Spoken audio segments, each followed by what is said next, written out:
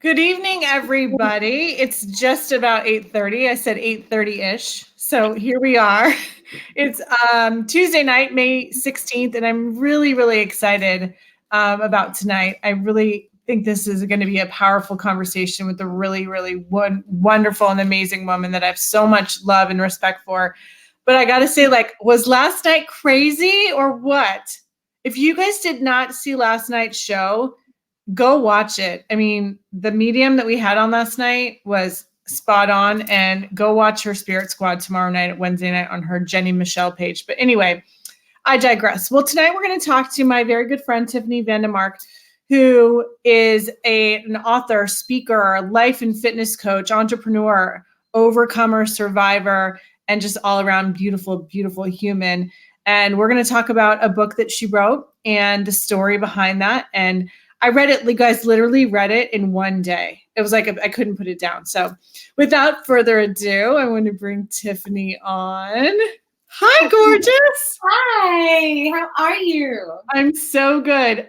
So I want to kind of fill people in on how we met like 15 years ago. Can you believe it? No. Right? No. We were both living in Southern California, trying to find our way. You have some fans coming on, so I'm going to put them up. We were working together as like motivational speakers, selling tickets to one of our girlfriends who was doing a really great event, and we just hit it off like we've been sisters forever. I mean, walks around her neighborhood with her golden retrievers. And what was the restaurant we always went to? Joffrey's in Malibu. Oh my God. Still my favorite. Yeah, and then we moved on from there and hung out in the Midwest when I was in Chicago and she was in Ohio, Cleveland. Yes. But yeah, all the while kind of going through similar journeys that we didn't even realize later on. But Tiffany wrote a book called Inside the Ring about a journey that she had in her life through some, relationship issues and abuse and not loving herself and not being worthy and not taking care of herself and abuse and all this other yummy stuff that we all go through. So Tiffany, tell us a little bit about you and what's going on for you, and then we'll dig in. Thank you so much for having me, Michelle. I'm so excited about what you're doing and just thrilled. The so what, now what moment for me was a little bit longer than right now. It didn't just happen. So I'll give you a little background. So today I am happy, I love me, and I have been through so much, as we all have. And it took me about 5 years after my divorce to write my book. And I did it. I'm having so much fun being a coach and an executive coach and a life coach. And my mission is to empower women. It's to empower women to find their voices, because I truly believe that our voices can change the world. Right. And so Inside the Ring is a memoir, and it's about not just my marriage, but my childhood and the reason why I made some of the decisions I made, and the reason I came through that and became the person I am now. Well, let's talk a little bit about the story about it. And I think that you had several so what, now what moments throughout the book. And the book is really about your marriage, but mostly your marriage to Ric Flair, the pro wrestler, and the craziness of that. And there were so many moments that I had in common with you where you're like, you do something and you're like, why the hell did I do that? I asked myself that quite a bit, Michelle. As I read, and I've asked myself that question quite a bit in my lifetime too. And I think that one of the things that has been a so what, now what moment for me is, am I just reacting emotionally, or am I thinking about what I'm doing? And I love, you and I have had conversations, and I love the fact that you were like, Tiffany, I didn't even know you went through all that. And I think that women in difficult situations, so I'll just do a little Cliff Note version. Please. I was married to Ric Flair, WWE professional wrestler, But before we got married, there's such a big story behind that. I was his trainer, his coach, his everything, got him back in shape. I owned a personal training company at the time, and he owned a bunch of Gold's Gyms. So they hired my company to take over the personal training. And he said, "Who's going to train me?" And I went, "Well, I am, because your trainer is terrible." And he said, "Well, You've never had a ton of filters on you, Tiffany. no, I haven't, Michelle. You know that." And I said, he goes, "Well, I've never been trained by a girl." And I said, "Well, at the time I'd been training professional athletes. I was a nationally ranked fitness competitor. And I said, bring it. I will tell you that I was a little nervous." Say that again, because I'm trying to monitor our other page. What did you say? Okay, I was nervous. I was nervous the first time I said, "Yeah, I'll train you," but I was nervous. And it's the first time I've been nervous. And I think it's just because who he was. And I didn't know anything about wrestling or WWE or anything. I just knew that I was the best trainer and that I would do a great job for him. He was out of shape at the time and getting back into the ring. And so I kicked his butt. It was around the time he was turning 50, and got him in great shape. And I was going through a divorce, my first divorce myself, and regaining my strength, and owned my own personal training company, and I Am Woman, Hear Me Roar. And he was a professional wrestler. And in my mind, it was, you're a dumb wrestler. I don't even know what that means. Right. But come to find out, he was actually really intelligent and one of my favorite clients ever. Whatever I asked him to do, he did. And he got in the best shape of his life. This was back in 1999. And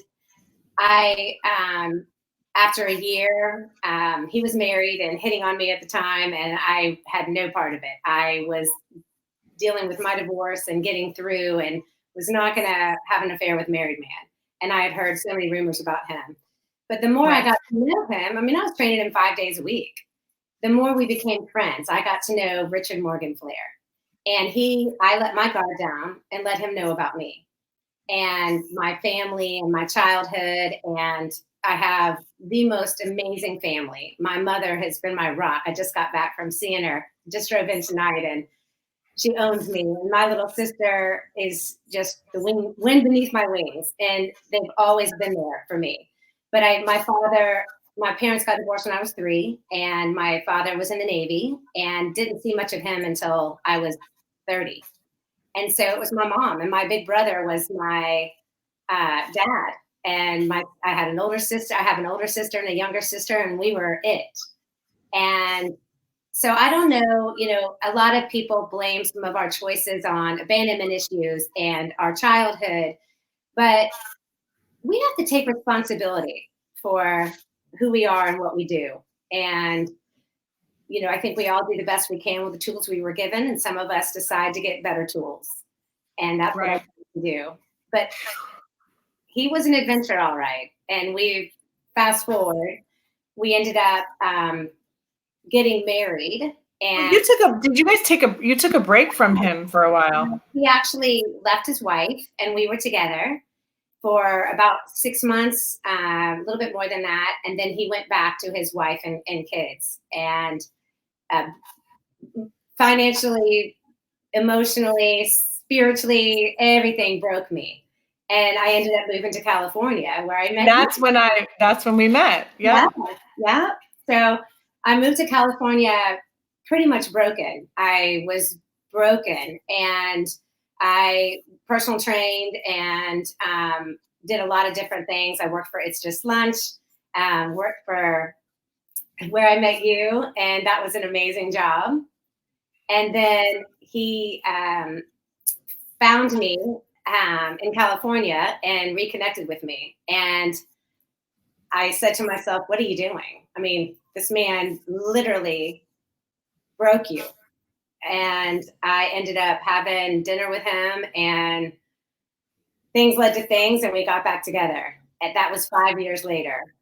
And I moved back to Charlotte and trained, and we got married. And it was a very tumultuous divorce on his part and being together. But it was, as bad as it was that good.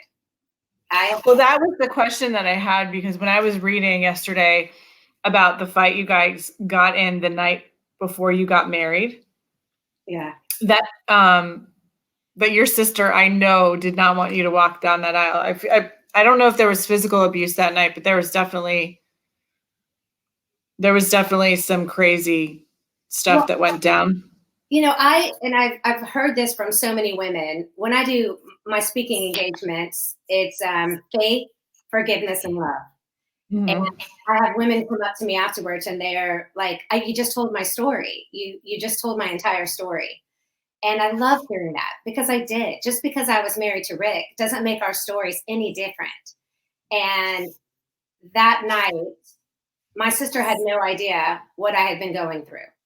And we got married in the Cayman Islands with 65 of our family and friends. And he is has issues. I truly believe he's bipolar and for sure a narcissist. And he is everybody saw him as this amazing guy, and he loved me kind of over the top. But Melody never saw him verbally abusive as he was that night. And this was the Yeah. night before our wedding. Right. And I was, it resonated with me because the night before I married my first husband, Ryan, or not the night before, literally when I was dressed to go down the aisle, my dad looked at me and he said, "Honey, we don't have to do this." And Uh, I didn't even realize that he had any awareness of how many like red flags there were. Like when we were talking to Jenny last night, like the red flags in my first marriage were the size of those college flags that get, horse ridden down down the football field. Like the red flags were huge. And then I'm standing at the door ready to walk down the aisle, and my own father says, I paid for all this. Here you are in your dress, and we don't have to go. And what I made you almost decide said, to do it? what? What made you decide to do it? I almost like, it was almost that like, but it was the wedding that made me do it, which is so crazy that I remember as a child, as a little girl, like most little girls, we plan our weddings. It's about the dress and the aisle and the hair and the like blah blah blah. It was not about what came next. Yeah. But I don't think And about that. I think like one of the things the reason that I'm doing things that I'm doing right now, and I was told last night by my grandmother, long story short, who's in heaven, that I need to write this book. And one of the biggest reasons I want to write my story is because I have a daughter, and I don't ever want her to be standing at the edge of the aisle thinking that she has to do something for the wrong reasons, or even have the wrong reasons in her mind, if that makes sense. Absolutely, it makes sense. I feel I feel my heart hurts for my little sister, because we had this suite and we had our own room, and we were going to spend the night in the room and do the spa the next day. And we get to my room, and Melody goes, "What just happened? And what was that? And has this been going on?" And at the time, I even sugarcoated it with her, because Melody would have taken a jet ski and we'd have gotten out of there. Would have gone anywhere else. But I said, no, there's so many more good times than bad. And it's just a very stressful time. His divorce was finishing up, and a 2-year nasty divorce, and his kids were there. And I always made excuses for Rick. I always made excuses. He's stressed. It's his job. It's the divorce. It's finances. It's everything. So I kept making excuses for him. And when I went to walk down the aisle, it was almost like I was numb. And all these people had come to the Caymans for our wedding, and Right. I was going to do it. I had made this decision, and I was going to follow through, and I was going to make the best of it. And because I've seen your wedding pictures, even in your book, you have wedding pictures. And you looked like, you were happy, but I know underneath all that you weren't. And I, like, in my wedding, my ex-husband didn't even dance with me at the reception, and on our honeymoon threw his wedding ring at me. Like, it was and we were married for like 16 months. And going to Tony Robbins probably saved me from getting my ass kicked eventually. Like, he never laid a hand on me, but he was certainly verbally abusive, massively, and manipulative. And for some reason, I didn't like, so when I went to the Tony Robbins event, I went there because my mom was trying to get me out of this relationship. She showed up at my door one day, was like, "Get in the car." I'm like, where are we going? She's like, "We're going to go, just get in the car." So we went through a really big, intense part of this, the seminar called the Dickens process. And that part, you remember that you just went through it in Miami. And part of that, I saw myself, if I had stayed with this man 5-10 years down the line, I would have gotten my ass kicked probably, but I never wanted the children that I didn't yet have to be afraid of their father. So I wasn't even brave enough to leave for me. I had to be brave enough for children I didn't even have yet. And when I got home with all this clarity and all this certainty, I turned the key to go into the house. He cleared his throat and it melted away. Like, the courage melted away, like the seminar melted away. And it wasn't until I got some one-on-one coaching and therapy that I built up the strength to get the hell out and move to San Diego and started working for Tony. But somehow cycles repeat themselves in ways. But I didn't want to disappoint other people. I didn't want to be that girl. I didn't want to be the girl who got out of a marriage so quickly, or shouldn't have I didn't want to hear "I told you so." I think too, for me, I was going to save him. Yeah. I saw the really good in him. And like I said, as bad as it was that good. The times Well, I mean, you were living a celebrity lifestyle too. and I had no idea, and that's not why I married him. People can look at our difference and everything else, and I had no idea what I was getting into. I love that. After I got divorced, everybody was like, "Didn't you know what you were getting into?" Heck no, I didn't know what I was getting into. But I had some amazing times with him. I loved his children. I love his children still. And I loved him, and I was going to save him. I saw such potential in him, and I thought that I was going to be that person to save him. And yeah, I thought I could love Brian enough to change him. Right. And I think that that's what we do. Yeah. Well, and I always thought, like, I'll be the one that he finally, well, first of all, he was a Prince Charming until the second we were engaged, like married. I mean, he completely turned, well, until we were engaged. He swept me off my feet. Yeah. And then all of a sudden this light bulb went off, and I thought, I didn't know what the hell was happening. But, like I said, there were red flags. He was not a nice person. Well, I think I tell this when I give dating advice, which is really funny since I've been single for 10 years. I think that we paint all our red flags green. And that's amazing. We paint our red flags green. Yeah. I need to put that up. Oh my God. We see them and we're like, that's red and that's red. And I think I'm going to paint those green. And for me, I don't know if it wasn't that I loved myself enough to stick up for myself, or and when in an abusive relationship, the good times outweigh the bad. And that's what I told myself. And I've heard from other women that they do the same thing. And I couldn't have gotten out of my marriage without my support system, without my faith in God, and without my family. And I tell women that you're not alone. And I want them to know they're not alone, because there's so many other women that have experienced this. And mine was physical abuse, but more than the physical abuse, it was emotional abuse. Rick wounded me to my soul. And when you get that wounded, you don't know how to get out. And I just prayed about it, and my family was there to support me. And when I finally made the decision to go, I knew that I was going to get him to WrestleMania. I trained him. We'd have great times. And so once a month he would flare up. literally No 4 pun hours. intended. And right. And then it was, he would forget that he even did it. And the next day, everything was fine again. And then it went from every month to every 3 weeks, to every 2 weeks, to every week. And when he knew he was going to retire, it was regularly. I never knew what was going to happen.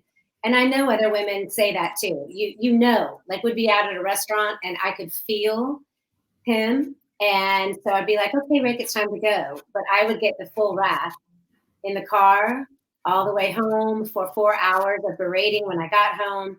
And you just get worn down. You just really, your soul, I think your soul gets worn down. Yeah. I was left on street corners, like Yeah. kicked out of the car at 2 a.m. Right. And then, and I don't know. I mean, you were in relationships before that were not great either. I was. And I think that, my biggest mistakes in life have been my choices in men. And I don't know if I was trying to find a protector, a daddy figure. My therapist can tell me anything she wants, but I think it was my self esteem. And, even you said, Tiffany, I had no idea you'd been through this. I met you, you were strong. And I've had so many friends go, I had no idea you'd even gone through that. Mm-hmm. Because we knew a strong Tiffany. I was born with a smile on my face. Well, you're born with an attitude, like so. Right. And You're like the most serious, sarcastic, nicest bitch ever. It's a Southern thing. You don't even know what hit you when we're done with you. Yeah, right. It's awesome. My mama taught me that. But I think that, hi, Kate. And I think that I'd had enough. I knew, like even in my first abusive relationship, I'd like to tell you Rick was it, but he wasn't.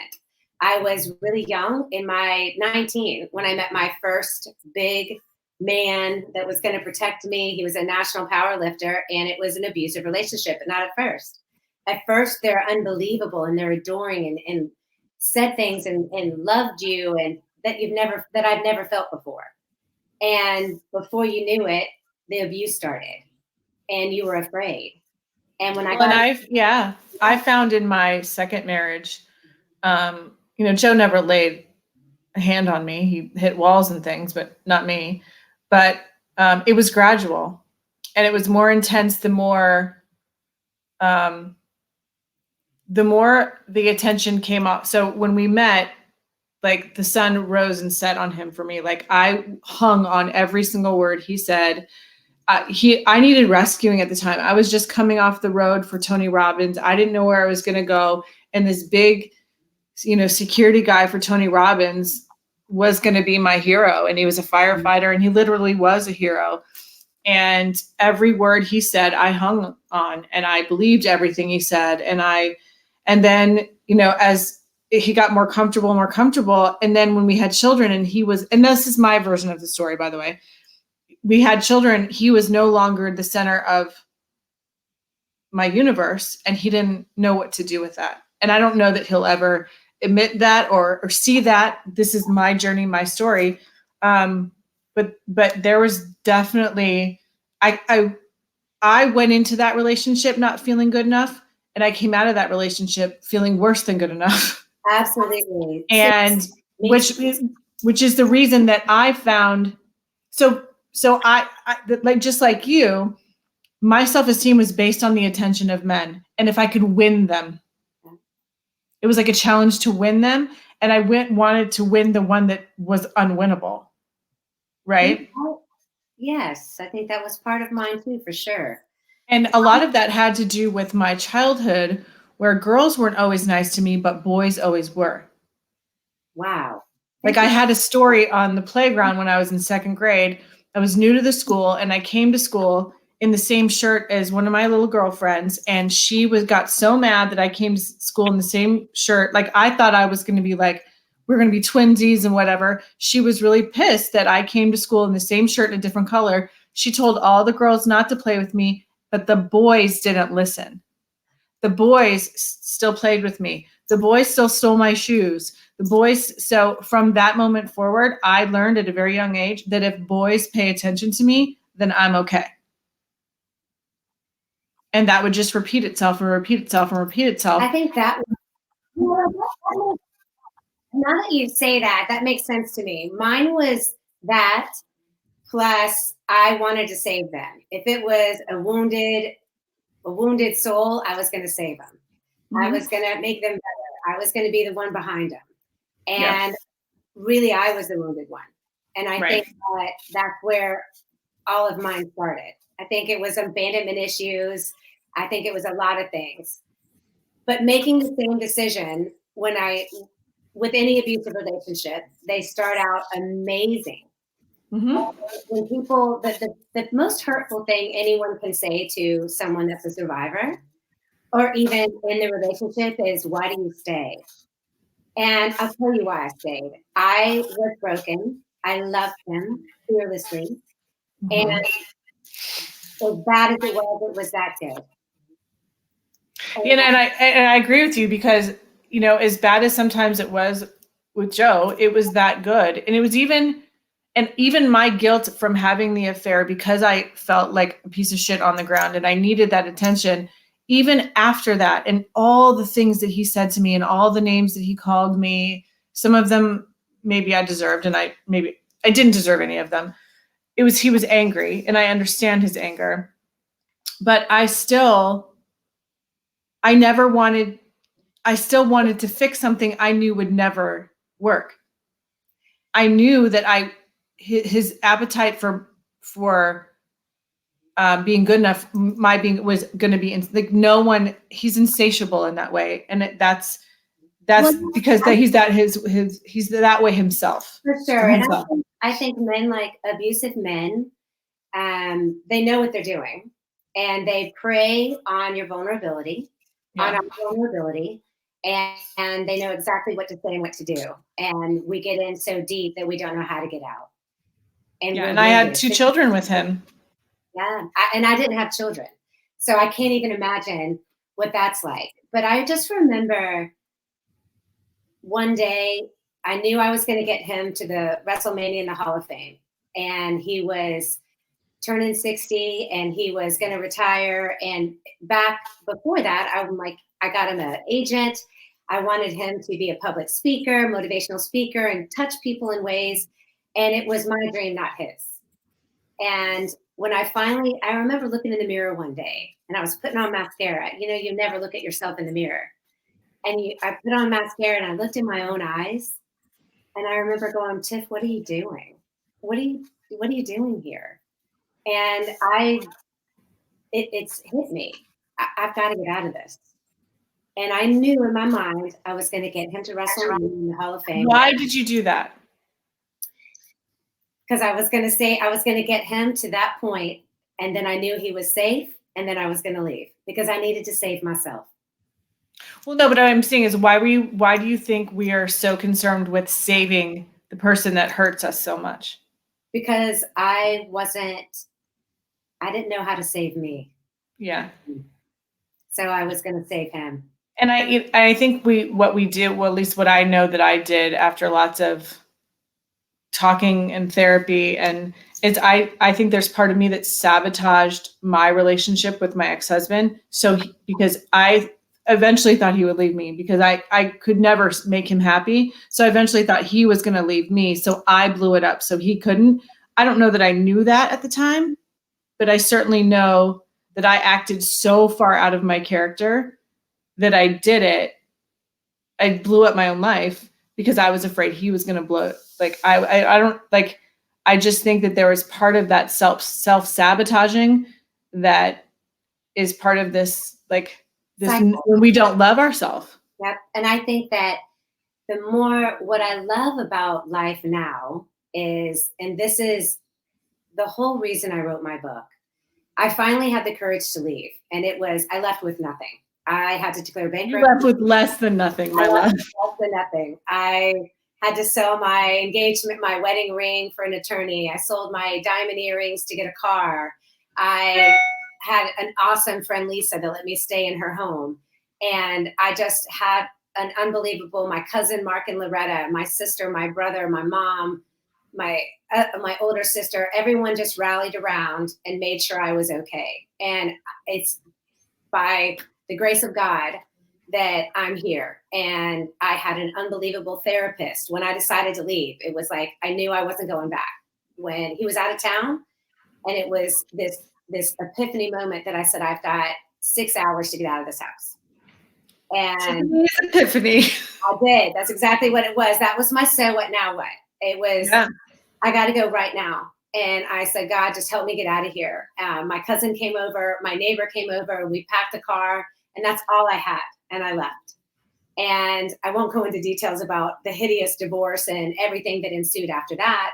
Just read her book. You can My book, but I wrote Inside the Ring, and my sister helped me come up with the name because for me, it was inside the wrestling ring, inside the wedding ring, inside a marriage. And it's my memoir. It's my memories. It's my story. But I stayed on my mission to empower women. I shared intimate details in that book because I wanted to share it all. So when you read it, I have new best friends. I have women that can go, wow, she just told my story and I trust her. Yeah. And that's why I did it. And this is why I encourage you to write your book. Our voices can change the world. The more we share, the more we show people what's on the other side. It took me years, Michelle. It took me years of pain and to get me back. But I love me now. And that leads into my coaching. I am a transitional coach. So I help empower women in any transition in their life. And I think we go through transitions all the time. We get married, we get divorced, we have kids, we want a new professions, our kids leave the house. We forget how to take care of ourselves. We forget how to put ourselves first. We forget that everything that we're looking for on the outside, we can find on the inside. Yeah. That's what I always say, like the so what now what moment is the job loss, the breakup, the heartache, the find out, someone's like betrayed you. It's all those moments where you have to pivot and shift towards what you want to create in your life. And I think the reason that I'm doing this and I do want to write this book is I want to be a warning, an example. I want to share the suffering, but more importantly, the overcoming, and that you can overcome anything. And everybody's moments are different. Everybody's pain is different. My fetal position on the floor, wondering how I was going to pay for my children, is different than other people's fetal position on the floor, wondering how they're going to escape, a violent person. My level of suffering was my level of suffering. I think when I say faith, forgiveness, and love, I talk about forgiveness a lot. And it was easier to forgive Rick than it was to forgive me. I 100%, I get that. Forgive me for making the choices, for painting the red flags green. And I think that was the hardest thing for me to get past is, Tiffany, how could you make that choice? How could you? So people, if you know someone that's been in an abusive relationship, the most painful thing you can ever ask them is, how did you get there? Or why did you stay? Why did you stay? Why did you stay? Because, man, trust me, we beat ourselves up enough about that. We don't need you to do it. Yeah. And my guilt was about the affair and leaving, and doing that and walking around town with the scarlet letter. And nobody could say anything more hurtful than the things I was saying to myself. And having a child, out of wedlock with that person while I was still legally married, but been separated for 6 months. Like, it was a clusterfuck, Tiffany. I mean, and the emotions that you go through trying to figure all, you question I was questioning every move I was making, every thought how I was questioning everything. What's funny? I'm going to go back to Tony Robbins for a minute, because even back then, when I knew you and you were working for Tony, I didn't actually go to one of his events until recently. And I turned 50 last year, or this year. Wow. High-five. What the heck? And that was another so what now what moment for me, because I went to this event with my girlfriend Penny, and I was going to play full out. I wanted to experience it all. And the one thing I took from that, when he takes you down the tube and what are you what are the things that you're missing out on? You know, the things that have cost me pain and the things that I haven't done and the things that I want to do. And he takes you so down and then He brings you does. back up. Yeah. And I left there realizing and letting go of so many things that I thought through therapy in 10 years that I had been cured. And I went, holy cow, there's so much more I need to work on. And leaving there going, this is a real clear vision and an unstoppable, unsettled. I have settled my whole life on men, not on business, not on anything else, but on men I've settled. So when people ask me, why are you single? I'm going, don't cry for me, Argentina. I have been married a couple of times. I have dated, I've had fun, but man, I'm dating me and nothing's going to get away in my mission. And when I meet somebody that brings as much to the table as I do, bring it on. But until then, I'm staying focused on empowering women and sharing my story and coaching them through it. I practice what I preach every day. I do personal development every day. I practice gratitude. I surround myself with friends and family that are on my same path. Yeah. And I think that, and I love me. It's taken me 50 years to say that, but I And love, what I'd love to be able to do, and you and your mission and me on my mission, is to shorten that curve. oh my gosh. Oh my God. If I can just help Gianna, my daughter, one person, But Michelle, love her. but you're doing it by setting an example for her. Yeah. And My I mom just, set an example for me, you know? yeah. And I think that that's your role. And for me, it's Mhm. setting that example for other women that feel that they're in that situation. I have women come to me after a speaking engagement and they just cry and hug me. And they just said, I can't talk right now, but I just want to thank you. And I know what they're going through. I feel their pain. I Yeah, feel, when I got off the stage in Miami and in Dallas telling my story, I it was the weirdest thing because I never experienced this before. I was walking around the circle and people were stopping and asking, hugging me and thanking me for my story and taking selfies with me. I'm like, what? But it's amazing how much pain and suffering people are really in. Like, just be kind. Just be kind. People are amen. hurting. Amen. And we don't, you know, what's funny? I finished my life coaching certification, gosh, 15 years ago. And I remember this, I walked into this room with 50 people and I'm sitting there going, what the heck have I done? It was a 3 day, I went through the coaching training, the coaches institute, and it was a 6 month, very intense, once a month weekend. And I walked in, didn't know anybody. And I'm going, what in the heck? Who are these people? I don't fit. And I'm sitting there in my chair, just looking around at everybody with my little Judgy. yeah. And so this gorgeous woman walks up on stage and she said, introduces herself. And she said, hi, my name is Michelle. And she said, I could be way off, but how many of you looked around the room when you walked in and judged everybody by their hair, their shoes, what they were wearing, and you created stories for them? And I was so embarrassed, Michelle, because I had done that. And she Mhm. said, you probably just created a story about me. And I love it when people create their own story about me because you truly know nothing about what I've been through. You know where I am now, but even when I was going through it, I smiled. My wedding, I smiled, kept it together. It was amazing. I danced with my brother. My mom was there. Our family and loved ones were there, and no one knew the wiser. Well, you focused on what was great in the moment. And I think that what I want to just share with women is to find themselves again, to figure out, if you've never loved yourself, figure out how to love yourself Mhm. and to do the things that make you feel good and surround yourself. Stand up for a sister. Stand up Yeah, for a and get like and reach out, ask for help. I sister. mean, we're all here to serve and to tell our stories for a reason. Um, it's always very important that my version of the story is not going to be the same version of anyone else's participation in the story, and I own my version. And if someone wants to share their version of my story, they can go right ahead. Well, you know, Michelle, it's funny. It took me 5 years to write my book because I wanted to heal. I wrote and wrote and wrote. It was almost like journaling. because it was an opportunity for me to just get it out there. I Yeah. had no intention of actually publishing it. When I really thought about it, and the 5 years it took me to do it, I was in such a good place. And I thank Rick because Rick helped me be me. And my book isn't Oh. just about him, it's about my childhood, it's about my amazing professional career. And yes, he's an important part of that.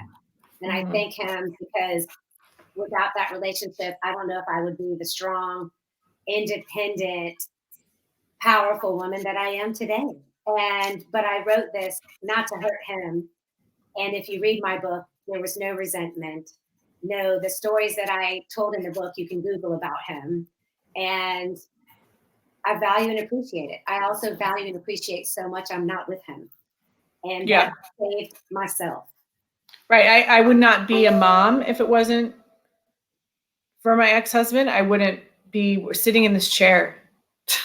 Yeah. You know, I wouldn't be the mom I'm going to be for my kids. I wouldn't be the coach that I am. I wouldn't have the stories to share, the stories to tell. And I I have I have massive respect for him as a father. He's an amazing father. He just wasn't the right man for me. And I wasn't the right woman for him. And that's okay. But there's a journey of my internal learning.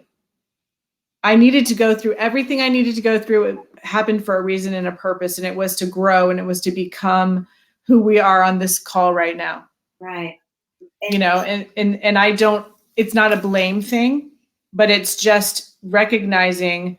And what I would say to, you know, women who are meeting men or dating, like you just, I love it. Do not paint the red flags green. And don't settle. I will No. never settle. And I think the most important thing I could share with women in abusive relationships is whether, because Rick was more emotional than physical. It was both, but definitely more emotional. And that to me is even more painful. Those Yeah. scars you can't see. Those scars are on the inside that's taken me 10 years to heal from. Well, and they echo in your head. For sure. And They echo. I encourage women to get their support system. I had an Yeah. amazing therapist. I had an amazing support system, or I would never be here. And ask for it. I didn't ask for it. There's so many of my friends that were like, I had no idea you were going through that. And we don't tell people. So it's Right. time to tell people. And I there's so much amazing life on the other side. As painful as it was, and it was even more painful getting out of it. But the joy and the strength and the faith that I have now was worth every bit of it. And if I can help shorten someone's time in that situation, man, I'm here for you. Yeah. If you need to be pulled, it's kicking and screaming from a situation, I will I've be asked there. for I that. will pick I've you asked, up. I will. Yes. Because you're worthy of everything that is good. yeah. Um, and if you don't, like, one of the things that I love that Tony teaches, and I think is the reason why I'm in this beautiful relationship that I'm in now, is that I didn't come to this relationship to get. I came to this relationship to give to someone I believe is worthy of receiving. That gives you just as much. Yes, and in turn has the same feeling back to, reciprocates the same thing. I'm not making a list of what I'm getting. I'm wanting to be obsessed with what can I give, and the same comes back. But I think it comes back because that's the intention that I went into this relationship with, where in the past I needed saving. I needed someone to be something for me that I couldn't be for myself. Right.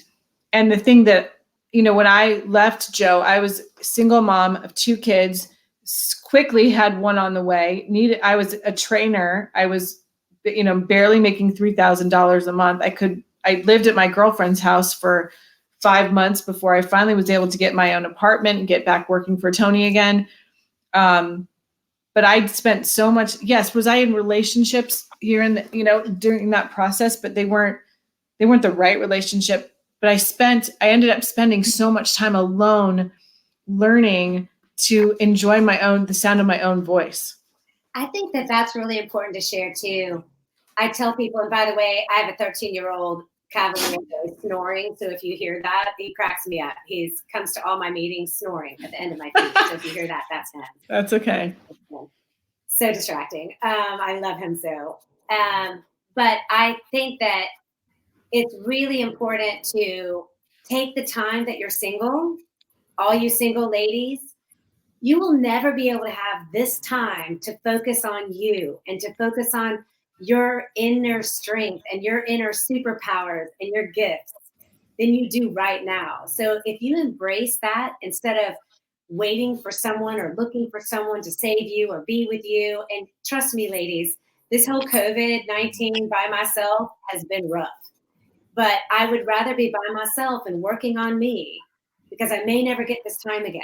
And the stronger and the healthier I am, that's the kind of person I'm going to attract. Come correct, because I don't have time for anything. I love when you said that earlier. You better come correct. Correct. Yeah. And, you know, like I said, I was in relationships, but I was alone in relationships, if that makes sense. And when I got to the place where I didn't need it, I wanted it. Yeah. That's when it appeared for me. And I tell this story. I've told this story a couple times. When I first met Jason, I went on a couple of bad dates before that, and I had broken up with a long-term-ish, long-distance relationship not too soon before this. And I was just like, I kind of just needed to surrender to this process. And we'd met on Bumble. So Bumble works, everybody. Nice. We had talked on text a little while, and I don't even think we talked on the phone before we actually met face to face. We didn't talk on the phone. No, he's sitting right across. And we had set up to maybe go out on Friday night, but I couldn't get coverage for my kids. So I went on this terrible date on Saturday night where I got sized up like I've never been sized up before. Like the most judgy human being I've ever met in my entire life. And the next day I was walking the dog and I was just feeling pain, like just terrible. And I looked up, and I had texted Jason earlier in the day and said, I can be free tonight. If this works for you, let's try and work it out again. And that was like 3 hours earlier. Right. And they're like, girls text like back. Like I'm a replier. Like you don't have, yeah. So I was like, it has been 3 hours. So I was walking the dog and I just looked up to the heavens and I said, God, you got to take the wheel on this. Like if there's someone you want me to be with, you got to just like, you decide, because I'm a bad picker. Jesus, take the wheel. Jesus, take the wheel. And Tiffany, I'm not kidding you. 30 seconds later, Jason texts me back, I would love to see you tonight. And the rest is history. Oh, wow. And we'll be together a year next Tuesday. Oh, so that's awesome. Congratulations. Thank you. But yeah, it was really when I surrendered, That's important. So, this is what I always, this is the kind of relationship I knew that I always deserved. I didn't, or wanted. I just didn't know until I was ready. I didn't know till I knew. Right. So I think we don't know until we, for the longest time, I could tell you what I didn't want. And now I know what I do want. And that makes a big difference. Really writing down and knowing what you do want. And then you're very clear. You won't paint those red flags green. Mm-hmm. And you got to want it for the right reasons. Exactly. And you know what, ladies, and I think the most important thing, and part of my mission of empowering women, and I say stand up for a sister, because when I say stand up for a sister, be kind to each other, build each other up, and surround it's funny, growing up, my mom said, you'll only have 5 friends and when you're older. And I was like, no way, I've got all these friends. Well, I'm 50 and I probably only have 5 true friends. And I have little by little taken people out of my life that do not bring value to me, that do not make me feel good, that we don't have the similar values. And I will empower and stand up for a sister all day long, knowing that they have my back too. Yeah, I feel the same way. I have a small handful of people that I trust, that I believe in, that give me it's a two-way, street. And many of them don't even live in this town. You know what I mean? Right. Most of my girlfriends are far away. There's some really great people, small handful of people in this town that I value and cherish. But most of my close girlfriends are in California or in Boston or in Connecticut or in Florida, or like they're just not here. Well, and I think And I don't know about you, Michelle, but during this whole Corona lockdown and isolation, it's been an unbelievable opportunity to be present and to we were not prepared for this. We're not prepared for whatever is about to happen. You all of a sudden we're locked down. We don't know what to do with that. We finally get comfortable with that. Now, hey guys, everything's open. We're not yeah, and I think watching the news tonight, I think they're going to close it all down again. we don't know. So I think right now is the really important time to we've got technology to support each other and to be virtual. And thank you for having me on your show tonight. I'm so proud that you're doing this. And right now we are here to truly empower other women to love themselves and to support each other. Right. Well, when I thought about doing this show and I thought about the powerful people that I want to have on it, you were definitely on that list. And I want to tell you one of the greatest moments when I realized when I saw on your Instagram that you were at UPW in Miami and I got to squeeze you again made me so happy. I missed you so much. Like I wish I had known then what I know now. Because I don't think we would have lost touch, or I would have stalked your ass. Yeah. I was. It was a good 6 years where I was in a weird bubble, and no one, and I know other women can relate to that. But it's people come in our lives for a reason. They stay in our lives for a reason, and I think that's the so important. And I'm so excited that we reconnected, Michelle. Me too. I think we're going to do some great things. And I love to have you as a friend and a sister. And I'm so grateful for you being here tonight, Tiffany. So you guys, if you want to read her book, it is amazing. If you want to reach out to Tiffany, I'm going to put her website up here. It's just Tiffany Vandemark, right? TiffanyVandemark.com. That has all my social media. And you can get my book on Amazon. Thank you, Michelle, for that little plug. Yes, ma'am.